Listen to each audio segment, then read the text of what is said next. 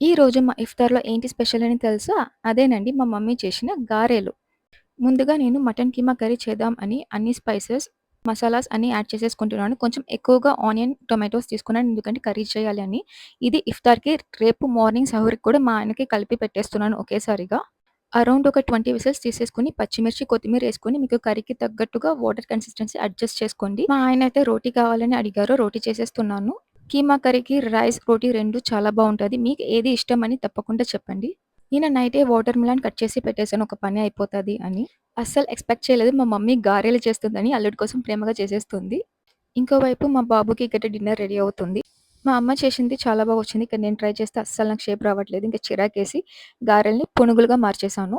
ఈరోజు చాలా multi tasking చేస్తున్నాను కిచెన్‌లో. ఒకవైపు పునుగులు, ఇంకోవైపు నేను చాయ్ పెట్టేస్తున్నాను. మమ్మీ చాయ్ పెట్టమంది. ఈవినింగ్ అయితే నేను తప్పకుండా మనకి చాయ్ ఉండాలి. లేకపోతే ఎటువంటి పని జరగదు. మీరు ఇంతేనా చెప్పండి? ఇఫ్తార్ స్టార్ట్ అవ్వడానికి ముందే నేను, మా మమ్మీ ఇక్కడ చాయ్ తాగేస్తున్నాం. మీరు తప్పకుండా కీమా కర్రీ ట్రై చేసి ఎలా వచ్చిందో చెప్పండి.